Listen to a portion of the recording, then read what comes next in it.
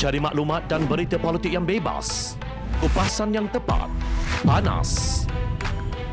Dapatkannya secara eksklusif hanya di Jom Channel. Komitmen kami, rentasan berita Isnin hingga Jumaat. Berbicara dan isu semasa, kami garapkan secara langsung. Panel-panel berkaliber dan profesional. Interaktif, pandangan anda kami raikan. Jangan lupa bersama kami di setiap hujung minggu dalam edisi khas mingguan. Jom Channel, moving forward, sharing a new experience. Bertemu kembali saya Zawaz Yusof dalam rentasan berita dan antara paparan utama untuk edisi 919. Pilunya hati melihat anak-anak belajar ditemani buaya. Mereka yang kibarkan bendera putih usah sesekali dihina. Mengapa kita tidak berlumba berbuat kebaikan? Ada apa pada moratorium tebuk atap?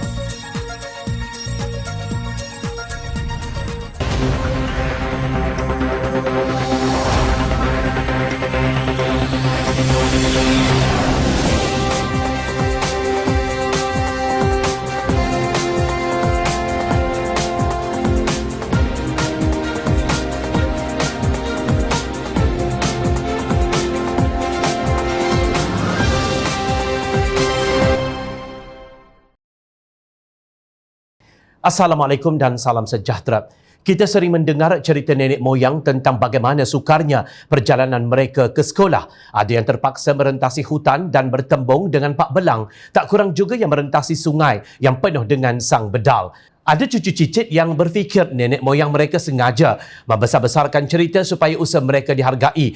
Namun hari ini nampaknya kita sebagai kembali ke zaman dahulu yang dilalui oleh nenek moyang kita. Pengguna Facebook bernama Namuda menarik perhatian media apabila memuat naik video yang menayangkan 3 pelajar terpaksa mengikuti sesi pengajaran dan pembelajaran di rumah atau PDPR di dalam bot dalam keadaan hujan lebat di Sungai Sawai berhampiran Batang Lasa, Matu, Sarawak. 3 pelajar dari kampung Sawai itu terpaksa mengikuti sesi PDPR di dalam bot demi mendapatkan liputan internet. Menurut utusan Bornia, pihaknya berjaya mengesan Namuda dan dihubungkan dengan abang kepada seorang pelajar terbabit iaitu Carrie Elwin Sahrin, 19 tahun. Carrie menjelaskan adik dan 2 lagi sepupunya itu mengikuti kelas dalam talian di atas bot sejak pelaksanaan Perintah Kawalan Pergerakan PKP tahun lalu. Adiknya Daniela Ines, 17 tahun, adalah pelajar tingkatan 5 di Sekolah Menengah Kebangsaan SMK Batang Igan. Manakala 2 orang sepupunya Nick Nazwil Juria, 16 tahun dan Shirley Erina, 19 tahun. Masing-masing kini menuntut di Maktab Rendah Sains Semara MRSM Betong dan Politeknik Mukah menurut laporan. Itulah rutin harian mereka jika ada kelas atas talian atau PDPR sejak PKP tahun lalu. Dari rumah mereka akan menaiki bot dan menempuh perjalanan kira-kira 5 hingga 10 minit untuk sampai ke tebing sungai berhampiran yang mempunyai capaian internet lebih baik. Ada ketika mereka terpaksa menggunakan payung untuk berlindung dari hujan dan panas dan kadang-kadang terpaksa belajar dalam keadaan pakaian basah kuyup jika hujan lebat, jelas Carrie di petik utusan Borneo. Ibu dan saudaranya yang sering menjadi pemandu bot dan menemani mereka mengikuti PDPR berkenaan katanya. Menurut Carrie, terdapat pelajar lain juga di kawasan tebing tersebut yang turut senasib dengan mereka. Katanya sebelum ini mereka bertiga tinggal di asrama, tetapi akibat pelaksanaan PKP mereka terpaksa pulang ke rumah dan mengikuti kelas secara atas talian. Sungai tersebut ada buaya dan perkara itulah paling merisaukan saya setiap kali mereka ke tebing sungai tersebut. Satu lagi cabaran yang terpaksa mereka tempuh ialah apabila enjin bot rosak. Keadaan ini menyebabkan mereka terlepas mengikuti sesi PDPR jika ada kelas pada hari tersebut, ujarnya. Telah berpuluh tahun dunia cyber tiba ke negara kita, tetapi rakyat Marhain masih juga terkial-kial mencari liputan internet. Namun apa yang turut menjadi persoalan kini ini ialah adakah keputusan menyuruh mereka pulang ke rumah dari asrama untuk menjalani PDPR itu satu tindakan yang tepat? Apa yang kita perhatikan, tindakan tersebut seolah-olah melontar masalah kepada klien, iaitu murid-murid yang tinggal di kawasan pedalaman. Sebelum ini, media melaporkan mengenai seorang guru di Kinabatangan, Sabah menggunakan perahu kayu beratap untuk dijadikan bilik darjah demi memastikan tiada muridnya tercicir dalam pelajaran ketika pelaksanaan PKP. Nasir Muhammad Jamal, seorang guru di Sekolah Kebangsaan Desa Permai, berkata beliau dan rakan guru lain mengambil inisiatif sendiri untuk menghantar modul PDPR menggunakan perahu sekali atau 2 kali seminggu. Ini kerana menjalankan PDPR menggunakan peranti adalah mustahil kerana kami tiada perkhidmatan jalur lebar yang baik, katanya lapor bernama. Nasir dan rakan-rakannya mampu melakukannya dengan inisiatif sendiri. Tetapi mengapa institusi pendidikan di Sarawak membiarkan anak-anak murid mereka ditemani buaya? Aduhai, habuk masuk mata melihat kegigihan anak-anak ini mengejar ilmu pengetahuan di saat negara berhadapan dengan wabak COVID-19. Nampaknya semakin galak pemimpin PAS yang memakai gelaran ustaz dan ulama mengecam kempen kibarkan bendera putih yang dimulakan oleh warganet yang cakna tentang kesusahan rakyat berdepan pandemik COVID-19. Bermula dengan kenyataan Ahli Parlimen Bachok Nik Abdul Aziz yang menganggap mengangkat bendera putih sebagai kekalahan. Angkat tangan berdoa kepadanya, katanya. Kenyataan Nik Abdul ini turut disokong oleh Ahli Dewan Undangan Negeri Tanjung Lumpur yang juga Pesuruhjaya PAS Pahang Rosli Abdul Jabbar. Saya tak setuju cadangan dinaikkan bendera putih untuk maklumkan kita kehabisan makanan kerana satu, ada yang akan ambil kesempatan. Kedua, memelihara maruah diri dan ummah. Ketiga, kita masih ada cara yang lebih baik dan dapat menutup keaiban orang. Beliau menyarankan beberapa pendekatan yang kita semua maklum telah dilaksanakan oleh wakil rakyat yang cakna tentang kesusahan rakyat yang terkesan dengan Perintah Kawalan Pergerakan PKP. Jangan angkat bendera putih macam orang kalah perang. Kita masih ada kekuatan. Kibarkan panji Islam dengan kibaran syiarnya Islam sebagai agama yang saling membantu, ujarnya di Harakah Daily 29 Jun lalu. Kini tampil pula Ahli Jawatan Kuasa Kerja PAS Pusat Mukhtar Senik yang berhujah dengan panjang lebar menyokong rakan sepatinya. Menurut beliau, telah berpuluh tahun PAS membantu orang sama ada menerusi unit amal dan ahli-ahli Dewan Undangan Negeri parti berkenaan. Jangan sampai isu bendera putih ini menenggelamkan segala kebajikan dan kebaikan yang dilakukan oleh mereka yang saya sebutkan. Semacam mereka semua tak cakna kepada rakyat. Semacam mereka bangang sangat sehingga kena angkat bendera putih baru nak datang tolong sikit. Tulisnya di Harakah Daily 30 Jun 2021. Kenyataan beliau jelas menonjolkan sikap penuh prasangka pemimpin PAS itu terhadap usaha baik warganet yang tiada matlamat politik pun. Ini dapat dilihat menerusi ungkapan yang beliau tulis, para ustaz pun jangan cepat melata sehingga terperangkap dengan isu yang dipolitikkan oleh pembangkang iaitu PH. Kerana dalam dunia politik ini banyak perkara yang kelihatan benar tetapi tujuannya adalah batil. Kalau angkat bendera itu sekadar untuk memberitahu masih ada mangsa yang tertinggal, saya setuju jika setakat itu. Tapi pengamatan saya tidak mengatakannya setakat itu sahaja kerana ianya terangkum dalam tujuan dan maksud menjatuhkan kerajaan Perikatan Nasional yang ada. Jika Perikatan Nasional jatuh, bukan bendera putih yang berkibar tetapi bendera DAP yang akan naik. Maaf jika pengamatan saya tidak betul, tapi perhatikan betul-betul. Rosli menganggap kempen kibarkan bendera putih untuk mendapat bantuan itu mengaibkan. Sementara Mukhtar pula menyifatkannya sebagai batil, iaitu perbuatan yang tidak benar dan dimurkai Allah dalam keadaan rakyat dilanda kesusahan sehingga ramai yang bunuh diri. Syarikat tutup, penganggur bertambah. Mukhtar masih lagi mengigau nama DAP. Sedangkan kempen kibarkan bendera putih bukan inisiatif yang dirancangkan oleh mana-mana parti politik termasuk DAP. Begitulah mudahnya agamawan dan para pemimpin PAS menjatuhkan hukum. Namun, jika diteliti, kenyataan para agamawan PAS inilah sebenarnya yang mengaibkan mereka yang mengibarkan bendera putih. Mereka umpama ayam jantan yang berkokok kuat, tetapi ekor penuh dengan tahi. Hakikatnya seluruh dunia tahu yang sedang menerima keaiban sekarang ini ialah Perikatan Nasional yang gagal melawan serangan COVID-19 dan gagal menguruskan ekonomi negara sehingga diaibkan oleh Yang di-Pertuan Agong Al-Sultan Abdullah Sultan Ahmad Shah yang menitahkan supaya Parlimen bersidang sebelum 1 Ogos 2021. Berlumba-lumba untuk membuat kebaikan adalah satu suruhan Allah Subhanahu Wa Taala. Kita sebagai hamba-Nya yang beriman hendaklah sentiasa melaksanakannya. Firman Allah Subhanahu Wa Taala dalam surah Al-Baqarah ayat 148 yang membawa maksud dan bagi tiap-tiap umat ada arah, yakni kiblatnya yang tersendiri yang mereka menghadap ke arahnya ketika solat. Oleh itu berlumba-lumbalah kamu mengejarkan kebaikan, kerana di mana sahaja kamu berada, pasti Allah akan menghimpunkan kamu semua pada hari kiamat untuk menerima balasan. Sesungguhnya Allah Maha Berkuasa atas tiap-tiap sesuatu.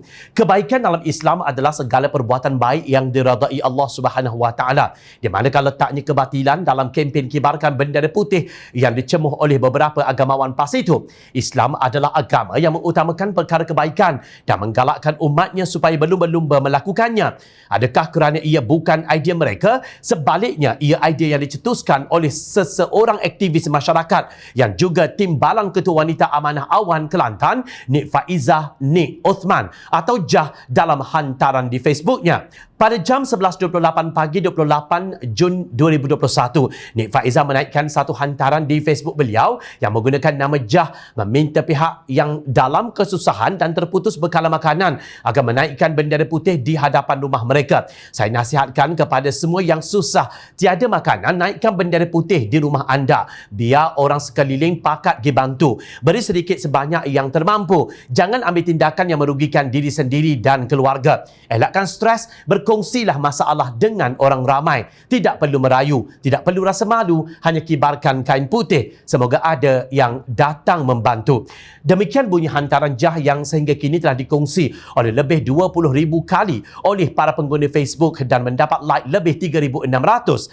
Sejak itu, kempen kibarkan bendera putih menjadi trending perbincangan oleh mereka di dalam dan di luar dunia cyber. Ia disifatkan sebagai idea terbaik untuk membolehkan masyarakat membantu segera mereka yang memerlukan. Ini kerana ramai yang terkurung di rumah tanpa sumber pendapatan akibat perintah kawalan pergerakan PKP 3.0 dan lockdown buntu dan tidak tahu ke mana harus mengadu.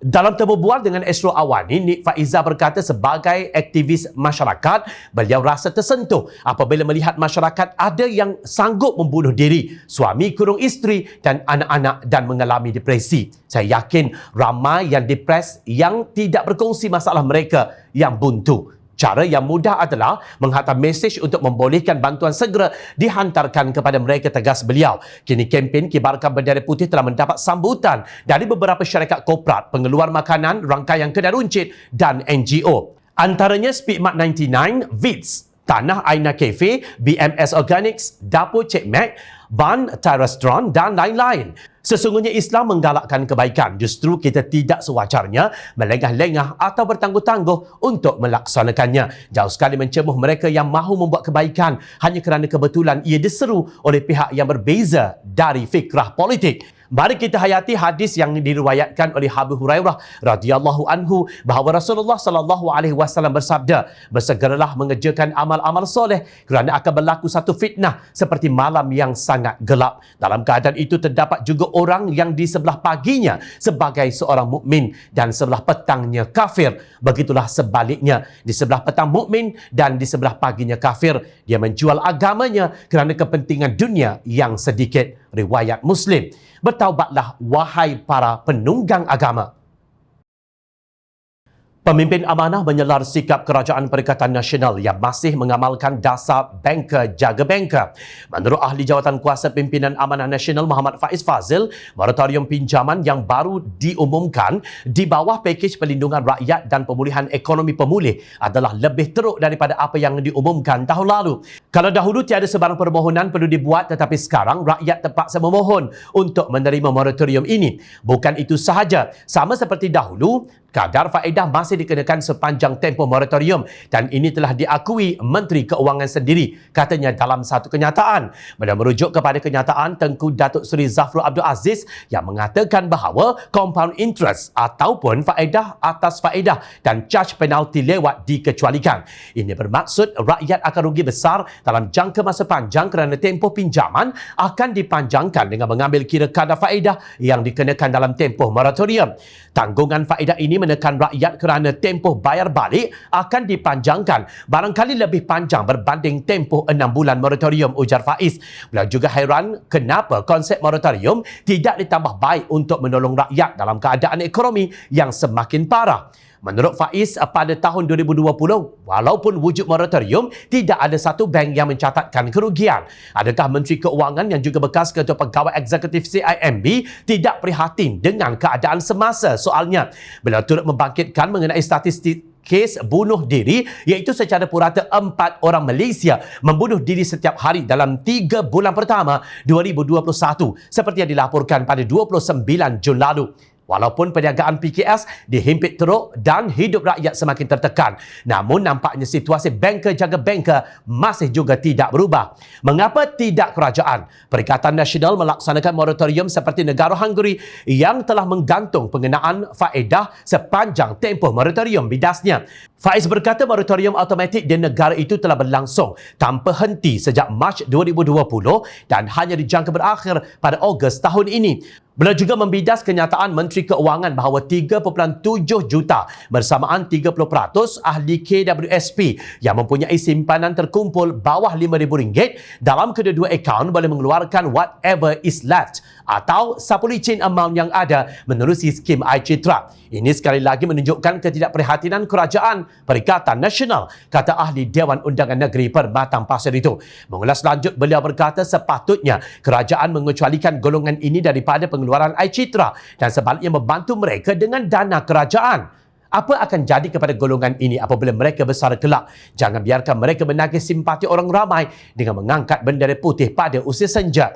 Kata Faiz, pakej pemulih bernilai RM150 bilion tetapi hanya melibatkan RM10 bilion daripada dana kerajaan adalah tidak mencukupi. Beliau mengingatkan jika kerajaan Perikatan Nasional terus gagal dalam membantu rakyat, sama ada golongan B40 dan M40, bukan sahaja hidup rakyat semakin susah dan tertekan, ekonomi negara juga akan gagal dirangsang dengan lebih baik setelah Bank Dunia menurunkan unjuran pertumbuhan ekonomi atau KDNK daripada 6% kepada 4.5% bagi tahun ini.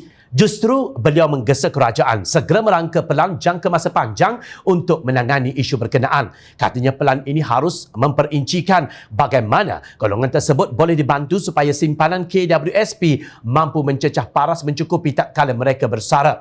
Antara cara yang boleh dipertimbangkan adalah pelaksanaan type return atau pulangan KWSP mengikut kumpulan. Misalnya, pada tahun-tahun akan datang, golongan B40 yang mempunyai simpanan yang sedikit, iaitu bawah RM10,000, mereka boleh diberikan pulangan KWSP tahunan yang lebih tinggi berbanding individu-individu lain. Ini adalah prinsip kebertanggungjawaban bersama supaya negara tidak terjerumus dalam krisis persaraan yang teruk pada masa depan, tegasnya. Jom kita lihat prestasi ekonomi Hungary berbanding Malaysia.